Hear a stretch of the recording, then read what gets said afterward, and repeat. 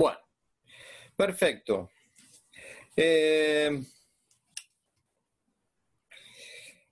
Vamos a ir metiéndonos de a poquitito en tema y después les voy a dar algún dato más histórico, pero para no aburrir tanto con la cuestión ajena a la carta. Acá en Romanos, Pablo, en esa profundidad que decimos que va a alcanzar, va a tocar tal vez el abismo más profundo del hombre sin Dios, del hombre que está casi abandonado a la muerte y al pecado. Eso se va a ver claramente en el capítulo 7. Romanos 7 es, desde el punto de vista espiritual, el pozo más hondo en el que Pablo confiesa estar. Desgraciado de mí, va a decir, que sabiendo el bien que quiero, hago el mal que no quiero. ¿Quién me librará de este cuerpo de muerte? Eso va a decir Pablo, ¿está? Ustedes que están estudiando un cuarto año, además de esta carrera de teología, están muchos de ustedes, si no todos, haciendo también un cuarto año de filosofía.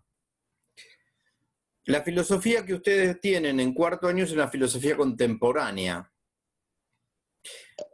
El hombre contemporáneo ha llegado de algún modo a ese abismo en el que Pablo siente que está su condición humana y la condición de todo ser humano. Es decir, Pablo de algún modo nos está trayendo 20 siglos antes el drama abismal del hombre arrojado a la existencia y al mundo sin una perspectiva clara de algo después de la muerte. No quiero citar autores filosóficos del siglo XX porque por ahí no amerita la materia nuestra, pero sí en la filosofía contemporánea se va a decir que el hombre es un ser para la muerte, o que el hombre es una pasión inútil, o que es un chispazo entre dos nadas.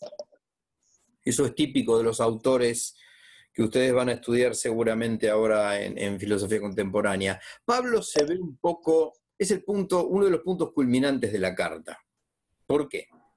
Porque él va a explicarnos que en realidad, sin Dios, la condición humana es angustiosa y absurda. Hay una idea de desesperación en Pablo. Desesperación en el sentido más literal de la palabra. El desesperado es el que desespera, es decir, que no espera, que no tiene esperanza. Ustedes saben que la desesperanza es un pecado muy grave, porque atenta contra una virtud teologal, atenta contra la esperanza. Es similar a la apostasía, a la desesperanza. El apóstata niega la fe, el desesperado niega la esperanza. Es el pecado de Judas, el de la desesperanza. Judas, que había traicionado al Señor tanto como el resto, tanto como Pedro. La diferencia es que Pedro no desespera. Pedro confía en que va a ser perdonado, y Judas no. Este es el gran problema del que desespera. Yo decía que ese capítulo de Romanos 7 es un punto de inflexión, porque Romanos 8 va a ser el otro abismo, pero el abismo infinito de la misericordia de Dios. Cuando Dios ha revelado, sobre todo en revelaciones particulares, se me viene Santa Faustina, Él le habla a Faustina, entre otras, del abismo de su misericordia, del pozo de su misericordia. Abismo es una hondura donde alguien se pierde. El océano de mi misericordia. la imagen que se nos viene humanamente de abismo y de océano es algo donde nos perdemos y podemos perecer, ¿no? Pero él usa eso para hablar de su misericordia, es decir, que a ese abismo a que Pablo llega en Romanos 7, a ese abismo al que el hombre ha llegado en el siglo XX y XXI, se contrasta con el abismo de Dios que lo viene a rescatar por medio de la muerte de su Hijo y de su pasión redentora. Esta es la idea de Romanos. Esta es la idea de Romanos. Yo diría que el capítulo 8 es el punto culminante de la carta. Si alguien quisiera hacer una lectura extractada y medular de la carta, leer primero el Romano 7 y después Romano 8 no estaría nada mal. Es una de las maneras de entrar a la carta. Y después entender todo el resto, ¿no? Se me ocurre esto, qué sé yo. Es decir, esa reconciliación del hombre con Dios, que vamos a tener en Romanos 8, se funda en el amor de Dios que amó primero, manifestado en la entrega de Cristo y en el don del Espíritu.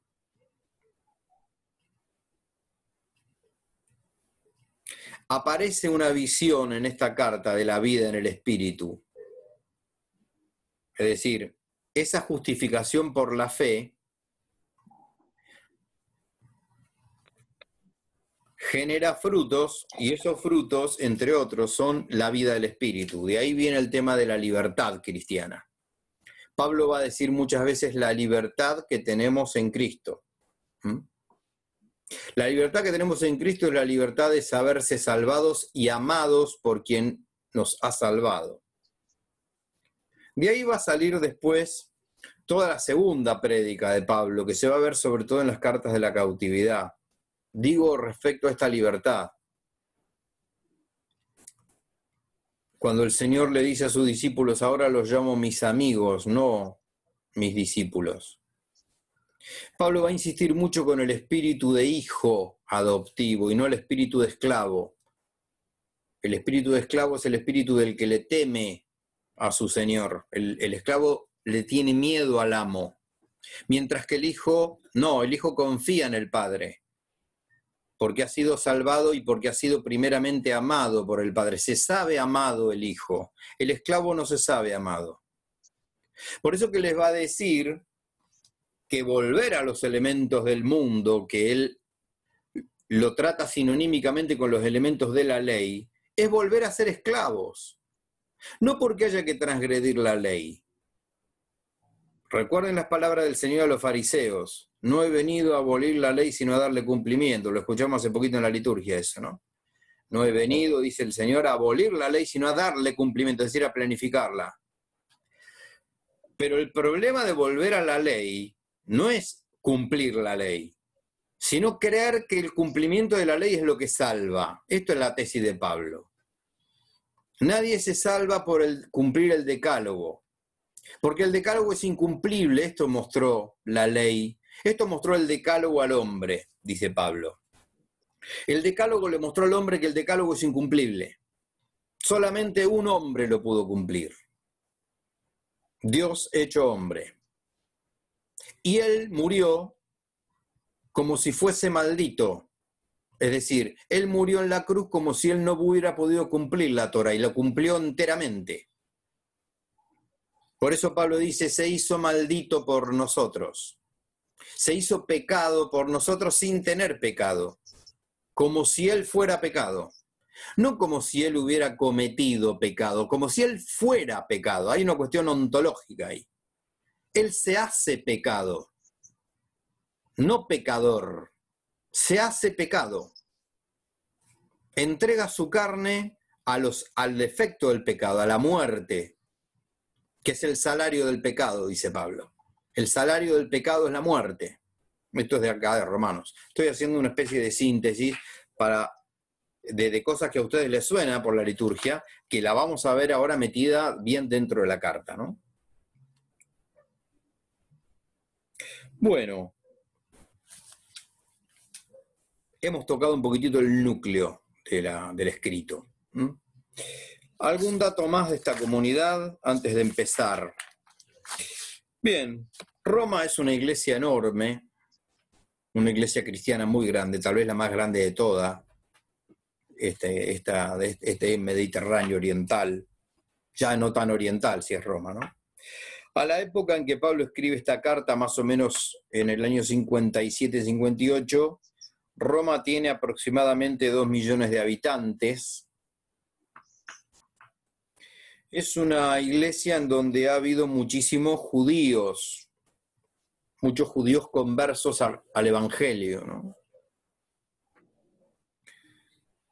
Las excavaciones arqueológicas en Roma encontraron 13 sinagogas y 6 cementerios judíos. Recuerden ustedes que los judíos aún hoy se sepultan aparte.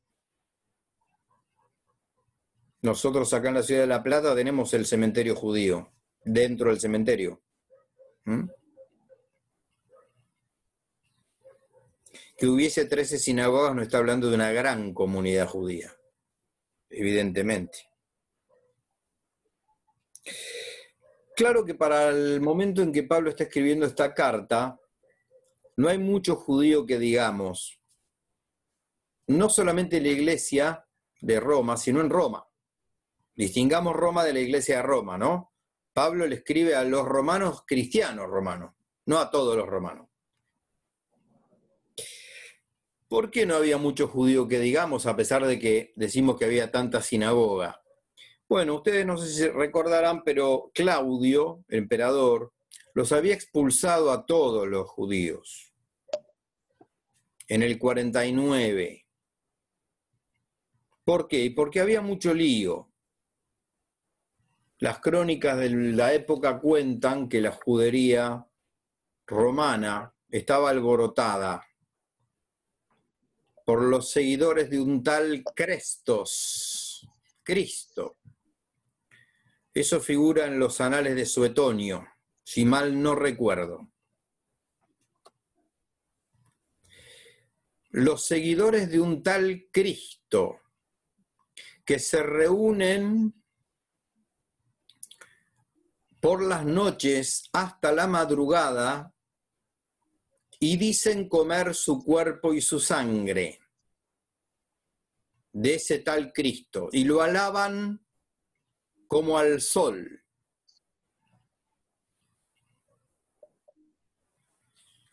Imagínense para la mentalidad pagana de la época qué sería esta gente que se juntaba a la noche escondidas a comerse el cuerpo y la sangre de un tal Cristo. Pensarían cualquier delirio, cualquier desastre, ¿no? El tema es que el problema no tenía Roma ese problema. Roma se caracterizó siempre por lo que hoy decimos tolerancia, es decir, por soportar o permitir los cultos de los lugares donde iba conquistando. El problema es que los judíos que estaban en Roma, que eran muchos, que no se habían convertido al Evangelio, no querían saber nada con los nazarenos. Los nazarenos somos nosotros, los que siguen al nazareno. Y de ahí se había armado la revuelta. No querían a los cristianos, los judíos. Entonces, ¿qué dice el emperador Claudio? Fuera todos los judíos, todo, no importa que sean cristianos o no sean cristianos, fuera de Roma, lo expulsa. A la muerte de Claudio, más o menos en el 50 y largo, ya no me acuerdo cuándo, cada vez que un emperador, una autoridad expulsa a alguien, con la muerte de ese expulsador, el expulsado se puede dar por aceptado. Acuérdense que la Sagrada Familia es trasladada a Egipto hasta que Herodes muere. Y cuando a José el ángel le avisa que podía volver porque Herodes estaba muerto, no se anima a volver a Belén y se va a Nazaret por miedo. Pero ya puede volver porque el que quería matar al niño ha muerto. Claro. Bueno, con Claudio pasa algo por el estilo. ¿Sí? Entonces, Pablo acá en Corinto, que es donde escribe esta carta, se va a encontrar con muchos judíos romanos expulsados por Claudio. Por ejemplo, Priscila y Áquila, ese matrimonio que está en los Hechos.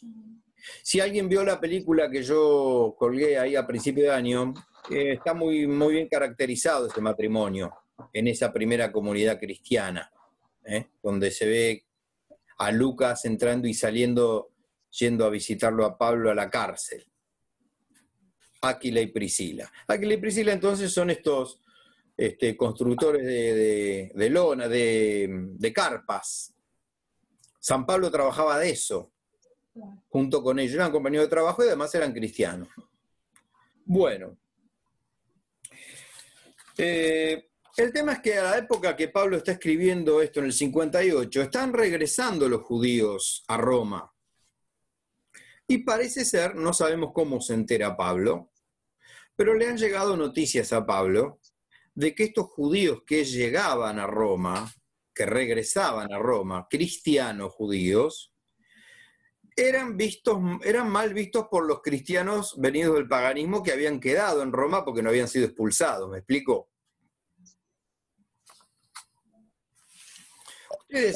Ustedes sabrán y habrán visto que a los judíos siempre se los trata mal.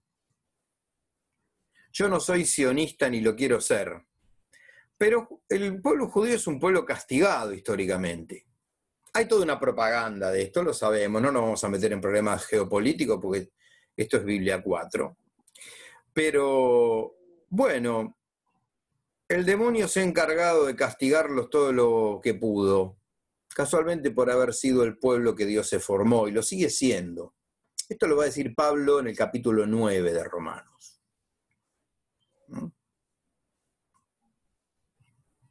Que de ellos son las alianzas, los patriarcas y las promesas. Les dice ellos, no dice nosotros, porque él es judío, pero le dice ellos. Al principio del capítulo 9 dice una cosa muy, muy romántica, si se quiere, sobre los judíos. Querría ser yo anatema para que ellos entraran. Hay todo un misterio.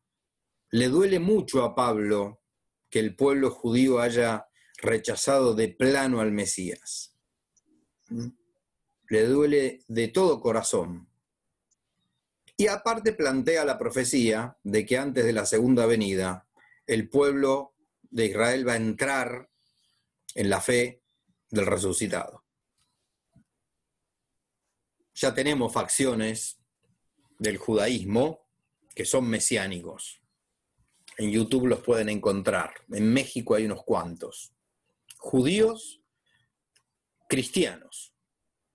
Por supuesto que no creen en la Trinidad, no creen en la Iglesia, pero sí creen que Yeshua es Mashiach, es decir, que Jesús es el Mesías, que el pueblo de Israel esperaba y que el Señor le había prometido. No son pocos, ¿eh? Son odiadísimos por los ortodoxos, por supuesto. Son traicioneros. Los han traicionado. Claro, ellos siguen esperando el Mesías, ¿no? Bueno, los ortodoxos. Bueno.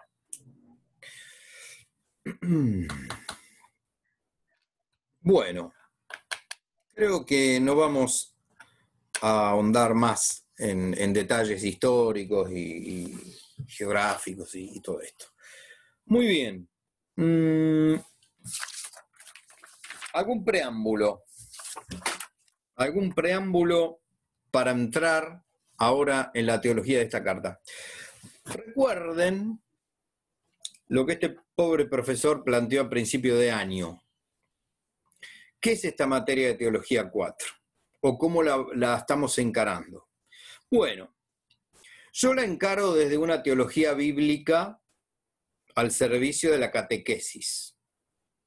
Porque esto es un profesorado en ciencia sagrada.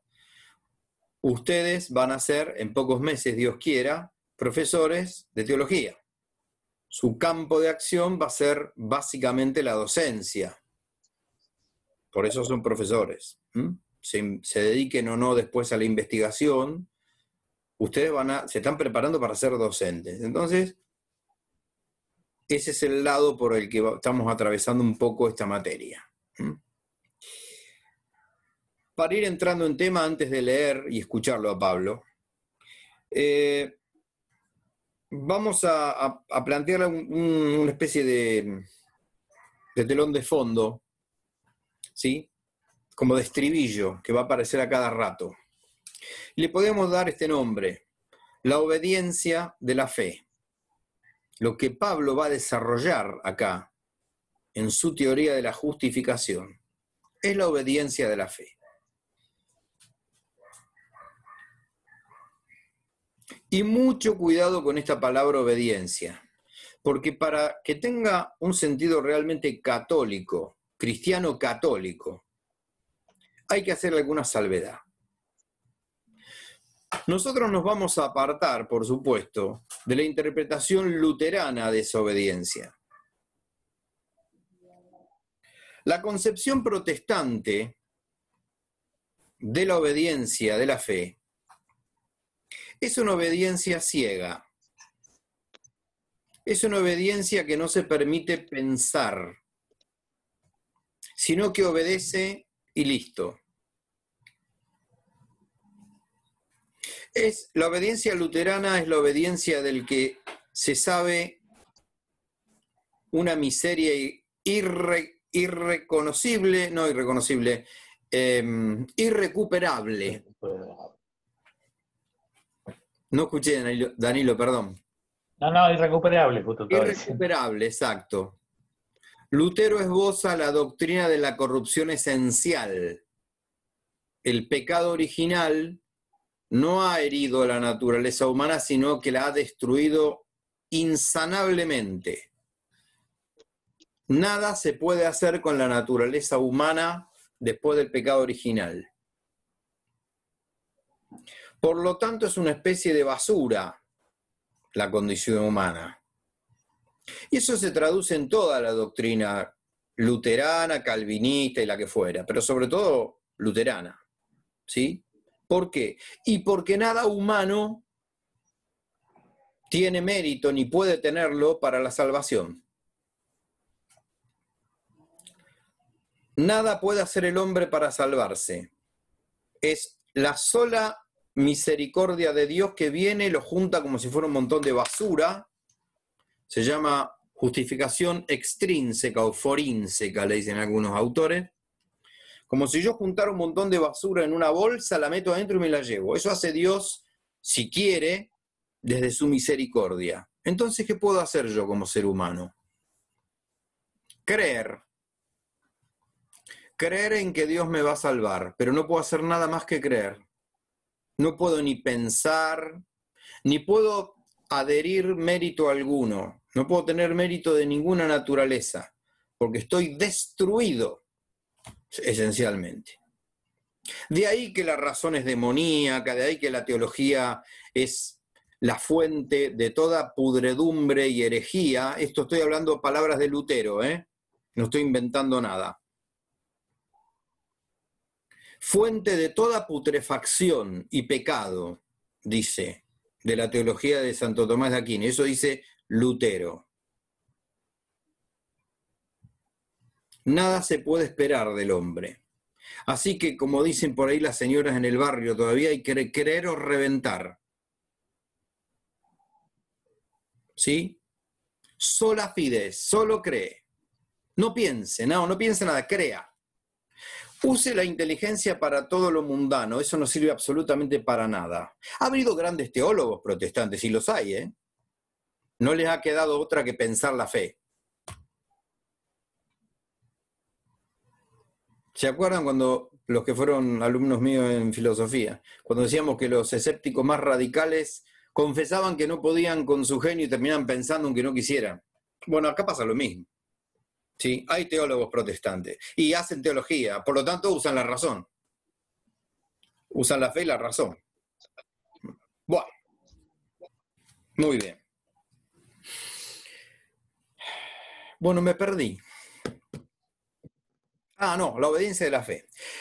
La palabra, la clave es la obediencia. La obediencia cristiana, católica, de siempre, no desde el Concilio de Trento para acá. La doctrina católica tiene 2000 años, no empieza en Trento con la contrarreforma el catolicismo, no. Algunos piensan así, No, la doctrina católica es desde Cristo hasta Francisco. No hay vuelta. Nos iremos un poco más para el costado, más para un lado, más para el otro, pero es esto, es bimilenaria la cuestión. La obediencia de la fe que habla Pablo es una obediencia de confianza.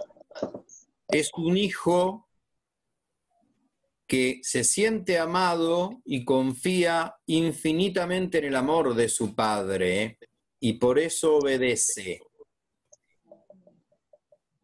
Es la obediencia del niño que se entrega en los brazos de su padre y le hace caso porque se siente amado. Vuelvo a repetir, la obediencia luterana es una obediencia de látigo, obediencia de esclavo. Y de eso nos vino a liberar Cristo. En Romanos 1:5 leemos. Le voy a participar una pantallita que tengo por acá, espérense.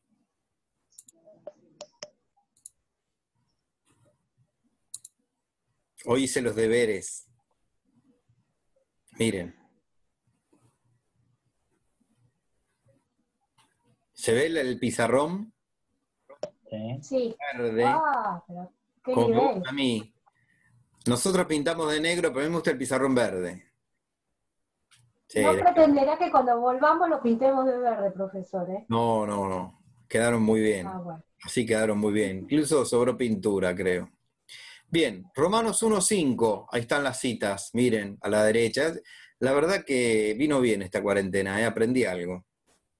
¿Se acuerdan mis ganchos en el pizarrón lo que eran, no? Esto es mucho más prolijo. Romanos 1:5 dice, que obedezcan a la fe todos los pueblos, entre los cuales estáis también vosotros. Eso le dice al principio a los romanos. Fíjense ustedes en este momento, desde Juan Pablo II para acá se usa mucho la palabra inculturación del Evangelio, ¿no? Qué palabra fuerte, qué palabra importante, pero qué palabra que hay que entender muy bien, porque se puede llegar a entender muy mal, o más o menos bien. Que obedezcan a la fe todos los pueblos, no algunos. No dice todos los pueblos y al que le parezca mal que haga otra cosa. O que obedezcan a la fe todos los pueblos como quieran o puedan. No. La palabra de Dios dice que obedezcan a la fe todos los pueblos, entre los cuales están también vosotros, le dice a los romanos. ¿Me están escuchando bien o se escucha mal? No, se escucha así. Yo escucho como cortado, se escucha. Un poco más adelante, más bien al final de la carta, capítulo 16, va a decir en Romanos 16:26, estamos tocando casi los extremos, el principio y el final. Dado a conocer a todas las naciones por orden del Dios eterno, para que abracen la fe. Abrazar la fe es obedecerla.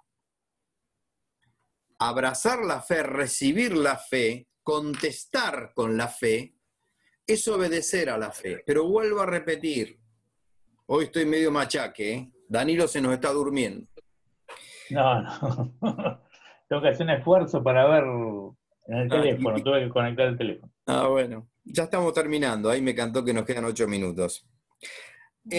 Abrazar la fe es obedecerla, y obedecerla es, vuelvo a repetir, con este sentido, con el sentido del amor, pero un sentido del amor fiel a la fe, no el sentido del amor que como amo hago lo que quiero yo, o cualquier cosa, no, esto, la carta a los romanos es clarísimamente que así no es la cosa. Hay una frase, hay una cita de San Agustín que anda dando vueltas como meme por ahí, peligrosamente, como todo lo que se saca de contexto. Agustín en un momento escribe en las Confesiones, ama y haz lo que quieras. ¿La ubican? Sí. Ama y haz lo que quieras. Cuidado con esa frase. Porque parecería que, yo amo, hago lo que se me canta. No, señor. San Agustín decía eso porque, ¿qué era lo que quieras? Lo que Dios quiera es lo que yo quiero. ¿Sí? Ese mismo que escribió ama y haz lo que quieras, se tiró a un lago congelado en pleno invierno para trabajar una tentación. Es el mismo que escribió ama y haz lo que quieras, ¿eh? No era un hedonista. Bueno, no sé por qué me desvié para ese lado. Una cosita antes de terminar, con gran título de esto, la obediencia de la fe. Ahí lo puse, miren. Sí, Danilo. No. Digo, saliste por ese lado porque estabas hablando de abrazar la fe con todo el amor, ¿no? Con todo el compromiso de vida. Exacto. Es clave para este punto, Danilo, la primera carta de San Juan, que la vamos a leer si Dios quiere. Quien dice que ama a Dios y no hace y no cumple sus mandamientos, miente. Después lo vamos a ver eso. Es la carta del amor. Muchas veces se presenta así en las catequesis, la primera de Juan, el himno al amor. Pero el amor es obedecer. El amor es hacer la voluntad de Dios, eso es el amor. ¿Mm? Bueno, si hablamos de obediencia y hablamos de fe, no podemos no hablar de María. San Pablo de María habla muy poco, casi nada. En la carta a los Gálatas habla de Cristo nacido de mujer, pero habla muy poco de María. Pero nosotros, ya que estamos por terminar con esta clase, qué mejor terminar con María, porque María es el modelo de obediencia. ¿Sí? Es decir, recuerden ustedes que la llena de gracia por don de Dios es bienaventurada por haber creído. Cuando en el Evangelio se habla, mejor dicho en las catequesis, se habla de la octava bienaventuranza, es la bienaventuranza de María. Feliz de ti, bienaventurada de ti, porque has creído lo que se te dijo de parte del Señor.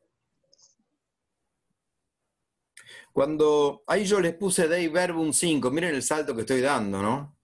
Vaticano II, Sagrada Constitución Dogmática sobre la Palabra de Dios, Dei Verbum, preciosa. El Dei Verbum 5 dice que el alma le rinde el homenaje, a ver si la tengo por acá. No, no la tengo por acá. El hombre rinde el homenaje debido a Dios con su inteligencia y su voluntad, al obedecer. Eso es lo que hace María. María es el modelo de creyente. Es decir, si Abraham es nuestro padre en la fe, podríamos decir que María es nuestra madre en la fe.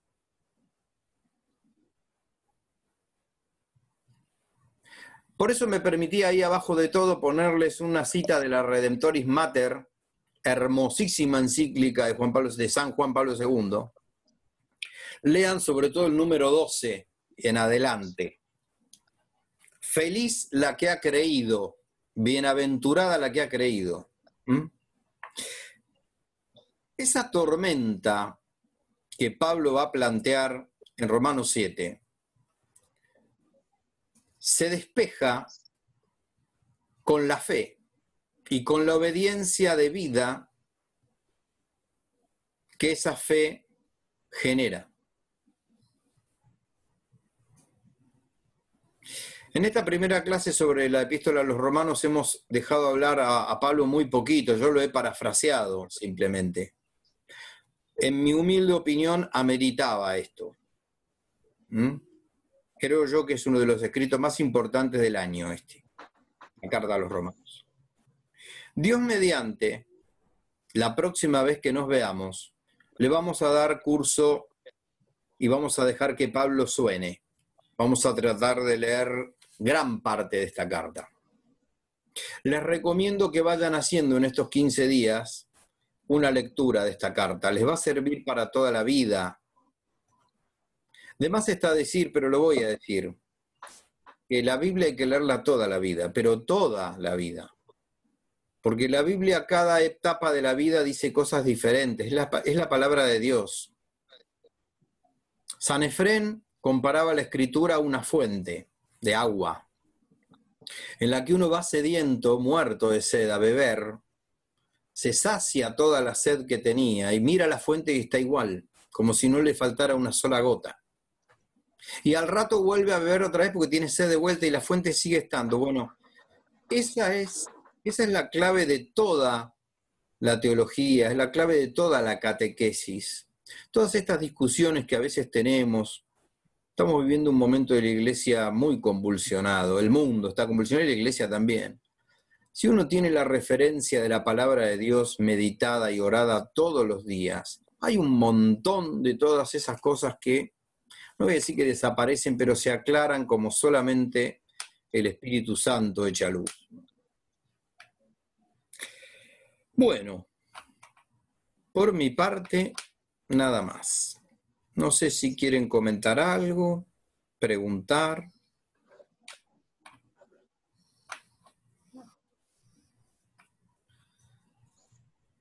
¿Estás ahí, Liliana? Estoy acá. Porque la foto está como quieta. Y ahora yo no los veo a ustedes tampoco. Sí veo el pizarroncito verde. Ajá. No sé, para mí que es un problema de que está funcionando muy mal internet. Ya me apareció varias veces un cartel que dice que a mí me anda mal y que a usted le anda mal. Así que Puede ser, puede ser. Estamos de acuerdo. Bueno. No nos anda ninguno bien. Andá revolviendo la pintura verde para cuando podamos volver, que pintamos todo de verde. No. Porque además, escuchá, el único pizarrón que quedaba verde lo pintamos en negro, el del aula de ustedes, ¿no? Claro, sí. Ese. Ese mismo. Bueno. Ay, Dios, era feo, chiquito el aula, pero lo extraño. Sí, claro. Bueno, ayer tuvimos una reunión y no sé si les han llegado ya las mesas para agosto, julio-agosto. Sí. Alguno por ahí anda preocupado por rendir alguna materia. Bueno, lo van a rendir por Zoom. Queda menos de un minuto. Los quiero saludar y que no caiga esto como una guillotina. Así que bueno, cualquier duda que tengan me llaman, me escriben, señales de humo, lo que sea. ¿Estamos? Gracias, profesor. Bueno, como decían antes, queden con el Señor. Muy bien. Gracias. Muy bien. Bueno, buena semana. Nos vemos. Gracias. Igualmente. Adiós, adiós.